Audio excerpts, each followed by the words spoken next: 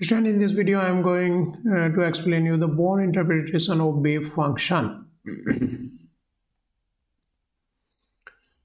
A principal tenet of quantum mechanics is that the wave function contain all the dynamical information about the system it describes. तो बच्चों quantum mechanics के जो principal है उनके according जो wave functions होता है बच्चों उसके अंदर सारी डायनेमिकल इन्फॉर्मेशन रहती है। डायनेमिकल इन्फॉर्मेशन का मतलब उसके मूवमेंट की, उसकी बच्चों मूवमेंट से रिलेटेड जो जानकारी होती हैं, लोकेशन की या फिर एनर्जी की सारी जानकारी जो है उस पार्टिकल के बारे में, सिस्टम का मतलब पार्टिकल के बारे में उस वेव फंक्शन के अंदर रहती है।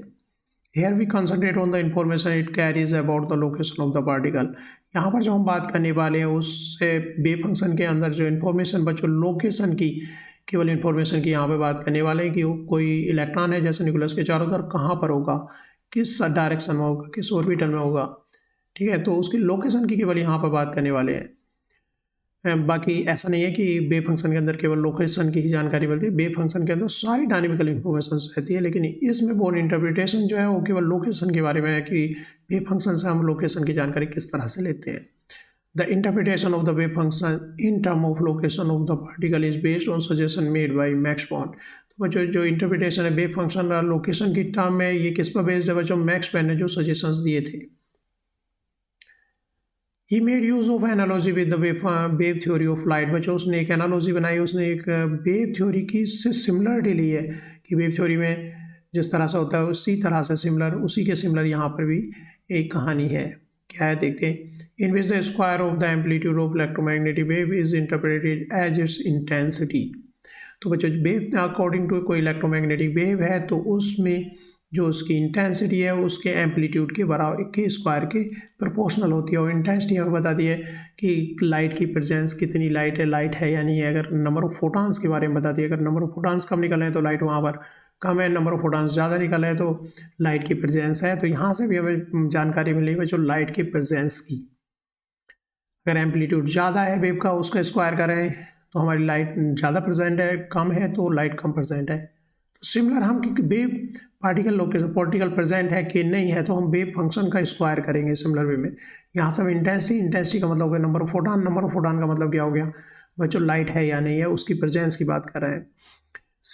यही एनालॉजी लेकर के बोर्न ने जो है बच्चों एक्सप्लेन किया है इसको कि लोकेशन की जानकारी किस तरह से ली जाए। चलो बच्चों आगे देखते हैं। ये आर्ग्यू डेट बाय एनालॉजी, जो पीछे एनालॉजी लाइट की हमने ली कि उसका जो इंटेंसिटी होती है उसके एम्पलीट्यूड के स्क्वायर के बराबर होती है। उसी एनालॉजी के बेसिस पे the square of the wave function, अगर यहाँ वेव फंक्शन का स्क्वायर करें, क्योंकि वेव फंक्शन यहाँ पर बच्चों एक तरह से प्रोबेबिलिटी एम्पलीट्यूड है, ये भी एम्पलीट्यूड है जो कि प्रोबेबिलिटी के बारे में बताता है। वहाँ पर जो एम्पलीट्यूड है वेव का, ये एम्पलीट्यूड है, हमारा प्रोबेबिलिटी एम्पलीट्यूड है। तो इसका स्क्वायर करते तो इंटेंसिटी मतलब नंबर ऑफ फोटॉन मतलब प्रेजेंस ऑफ लाइट प्रेजेंट है या नहीं। तो उसी की एनालॉजी लेकर के साई स्क्वायर का अगर हम करेंगे, क्या square of the wave function give हमें इंडिकेशन देगा probability of finding A particle की पार्टिकल प्रेजेंट है या नहीं है, उसकी प्रोबेबिलिटी के बारे में हम बताएंगे in particular region of space, पर किसी पर्टिकुलर रीजन में। If the wave function of particle has the value psi at some point of x, अगर बच्चों वन डायमेंशनल वेव की बात करें, अगर इधर वेव कोई पार्टिकल मूव कर रहा है बच्चों, और then the probability of finding the, लेकिन हम प्रोबेबिलिटी पाना चाह रहे हैं बच्चों यहाँ पर जो ये एक्स से एक्स प्लस डी एक्स इस रीजन में कितनी प्रोबेबिलिटी है उसके इलेक्ट्रॉन के पाए जाने की, उस पर्टिकुलर पार्टिकल के पाए जाने की, तो किसके बराबर होगी? इज प्रोपोर्शनल टू साई, जो उसका वेव फंक्शन साई उसका स्क्वायर इंटू डी एक्स।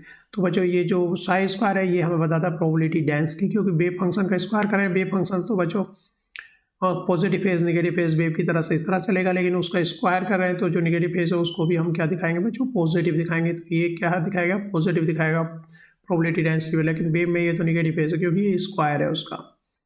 दूसरी चीज़ बच्चों यहाँ पर जो साई स्क्वायर है इसे प्रोबेबिलिटी डेंसिटी है, ना कि प्रोबेबिलिटी, लेकिन यहाँ से आपको प्रोबेबिलिटी पता करना है। To obtain the probability it must multiply by the length of infinite region d x, तो हमें डी एक्स उसको मल्टीप्लाई करना होगा, क्योंकि साई स्क्वायर हमें प्रोबेबिलिटी डेंसिटी के बारे में बताता है, लेकिन डेंसिटी से हमें क्या निकालनी है? प्रोबेबिलिटी, तो हमें मल्टीप्लाई करना पड़ेगा वॉल्यूम एलिमेंट, मतलब जो कि अगर वन डायमेंशन है तो डी एक्स हो गया यहाँ पर।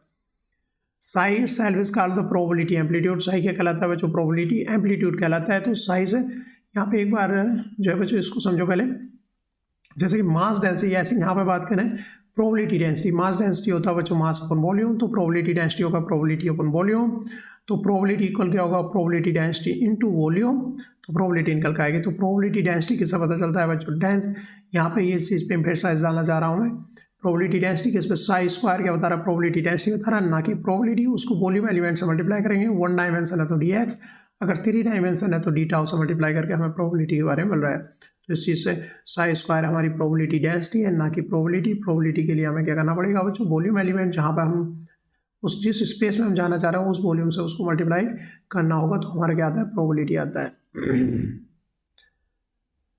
अगर 3 डायमेंशन जैसे इलेक्ट्रॉन, तो 3 डायमेंशन अगर मूव कर रहा है तो बच्चों वहाँ पर पर्टिकुलर स्पेस में ये वॉल्यूम एलिमेंट हो गया, इसकी लेंथ विड्थ और हाइट हमने जो है बहुत स्मॉल, तो dx dy dz small region में हम जानना चाह रहे हैं, तो बच्चों यहाँ पर जो वॉल्यूम एलिमेंट हो जाएगा क्या हो जाएगा, length into width into height हो जाएगा। तो सपोज साई उसकी प्रोबेबिलिटी है उस वेव की वहाँ पर, तो उसका जो एम्पलीट्यूड होगा साई स्क्वायर जो होगा वो क्या हो गया बच्चों, उसकी प्रोबेबिलिटी डेंसिटी हो गई। तो डी टाउ इस वॉल्यूम एलिमेंट से इसको मल्टीप्लाई करेंगे तो हमें क्या मिल जाएगा बच्चों, उस पर्टिकुलर पॉइंट पर प्रोबेबिलिटी मिलेगी। साई बच्चों कॉम्प्लेक्स नंबर भी होता है, तो साई स्क्वायर को हम फिर क्या लिखते हैं, साई स्टार क्या बच्चों, कॉम्प्लेक्स कॉन्जुगेट है, साई का क्या है, कॉम्प्लेक्स कॉन्जुगेट है। तो इस तरह अगर 3 डायमेंशनल है तो वॉल्यूम एलिमेंट से मल्टीप्लाई करते हैं बच्चों, 1 डायमेंशनल है कि वेव की बात करें तो खाली dx से मल्टीप्लाई किया। साई स्क्वायर यहाँ पर हमें प्रोबेबिलिटी डेंसिटी देता है, ना कि प्रोबेबिलिटी, तो प्रोबेबिलिटी डेंसिटी को वॉल्यूम एलिमेंट से हम मल्टीप्लाई करते हैं। For a small inspection volume D tau given size, हम किसी पर्टिकुलर डेल्टा वॉल्यूम की बात करें, डेल्टा वी की फिक्स्ड वॉल्यूम की बात करें, तो board interpretation implies that when ever psi square is large, जहाँ साइज स्क्वायर लार्ज होगा there is high probability of finding the particle, वहाँ पर इलेक्ट्रॉन के पाए जाने की प्रोबेबिलिटी ज़्यादा होगी। Wherever psi square is small, कहीं साइज स्क्वायर स्मॉल होगा there is only small chance of finding the particle, वहाँ पर इलेक्ट्रॉन के पाए जाने की प्रोबेबिलिटी कम होगी। The density of shading in figure represent this probabilistic interpretation and interpretation that accept that we can make prediction only about the probability of finding a particle somewhere। बच्चों यहाँ पर शेडेड एरिया जो है जहाँ ज़्यादा dark है वहाँ probability ज़्यादा है, और जहाँ कम एरिया है वहाँ पर प्रोबेबिलिटी इलेक्ट्रॉन के पाए जाने की संभावना कम है। तो केवल हम इलेक्ट्रॉन की जो है बात संभावना में करते हैं, प्रोबेबिलिस्टिक व्यू है ये कि इलेक्ट्रॉन यहाँ से सपोज यहाँ से यहाँ पहुँचा है तो उसका पाथ हम प्रिसाइजली नहीं बता पाएंगे, केवल हम बता पाएंगे या तो इलेक्ट्रॉन यहाँ होगा या फिर यहाँ होगा, केवल हम प्रोबेबिलिटी में बात कर सकते हैं, उसके पाथ की हम श्योरली प्रिसाइजली नहीं बता सकते। लेकिन ये this interpretation in contrast classical physics, ये क्लासिकल फिजिक्स के कॉन्ट्रास्ट है, उसका विरोधाभासी है, which claim to be able to predict precisely that particle will be at a given point on its path at a given instant।